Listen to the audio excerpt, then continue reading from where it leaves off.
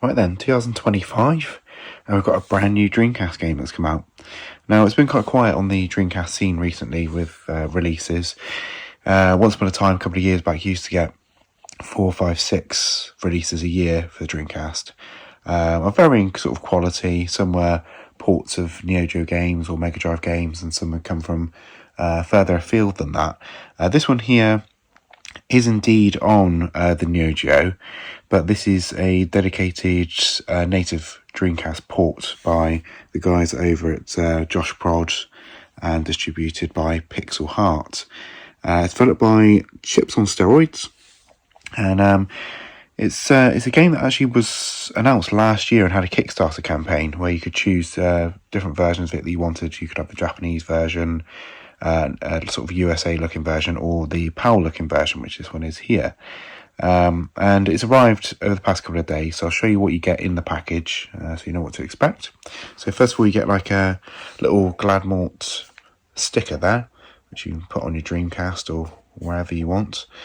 You get this here, which is like a little flyer telling you that there's going to be a game coming out for the Mega Drive and Neo Geo, as well as Steam. And that is Demon Claw, which hopefully that'll get a Dreamcast conversion at some point, would be nice. And on the back of this, you've actually got an apology from Pixel Heart for the delay of Gladmort. It was delayed a couple of times. So you get a 5% off voucher. Now, if anyone wants this discount code, you can have that there, look. And it's valid till the end of the year. I'm not going to use it, so whoever's stumbled on this video and fancy spending on Pixel Heart, there's 5% off you. Fill your boots. Also get this nice sort of art card here, which I do believe that this is the on the inside of the case here is actually this artwork in sort of a more condensed form. So it's kind of cool to see it in its purest form here. And that's illustration by And Kill. And you've got the Pixel Heart website there and the copyright date. And on the back here, you've got Chips on Steroids, licensed by Pixel Heart since 2024. Right, so that's the periphery bits you get. Let's have a look at the main game itself. Now, it's quite heavy, actually, because this is one of the Dreamcast's blue cases, so the ones that are around at the retail time in Europe of the Dreamcast, they fit nicely in with the rest of your Dreamcast games.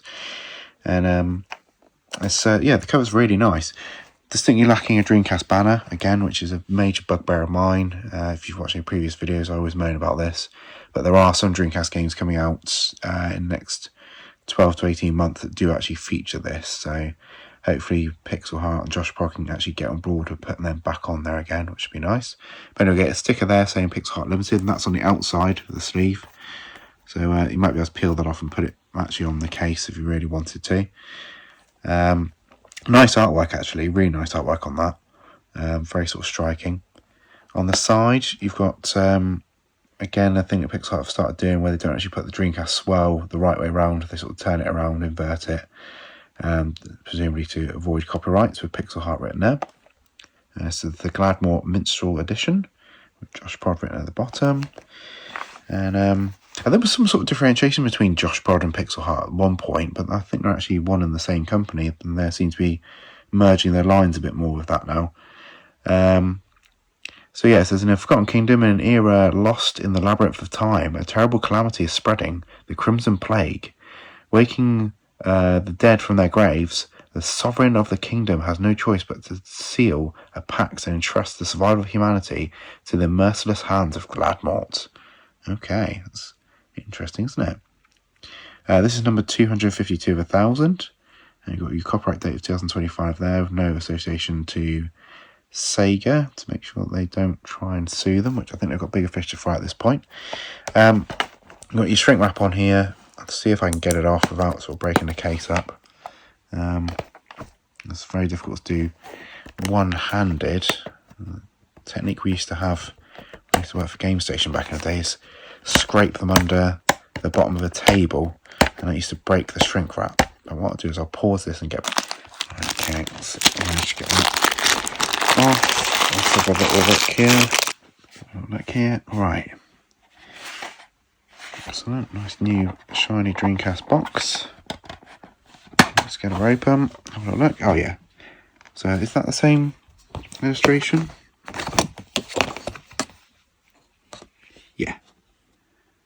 It is near enough, isn't it? It's good to be bad, apparently. So it looks like it's a reversible cover, so you could have this one on the front if you wanted to. So that's kind of cool. You've got your Gladmort CD here. Getting less and less authentic with the cases, the cases design, and also the disc designs on these. At one point they were really devils in the detail with Josh Prod's initial releases. They used to have all the Dreamcast banners and stuff on them, but we seem to be losing a lot of this over time. So if they weren't in the blue PAL cases, I would say they would be somewhat in danger of looking just generic, you know, like a PC game from back in the day or something. Right, music CD, original soundtrack. That's always nice to have. I'm not going to be bothered about sort of listening to that, but it's kind of nice to have it. You've got your certificate of authenticity here. So it's limited to 1,000 copies. You get these in pretty much all the Pixel Heart Dreamcast games now. It's a nice little touch. You've got your booklet, which is nice thick booklet. Again, shares this with the other variants, so the Japanese and the USA style ones would share this kind of booklet. They don't use the sort of blue back covers for the manuals anymore, which actually they might never have done. It might very well be they didn't, but yeah, maybe on glue, who knows. Yeah, so you've got basically all your credits and stuff like that, and how to play the game, and you know, tracks on the original soundtrack, and that's pretty much all you can ask for. And yeah, so that's basically a look at the PAL version of the game, and you can order it now. It's you know, it's not a particularly expensive independent release, unlike some of these that come in these cases, and it represents really good value for money. So what I'll do is I'll link you the trailer now so you have a look at it and judge for yourselves. I'll see you next time. Bye.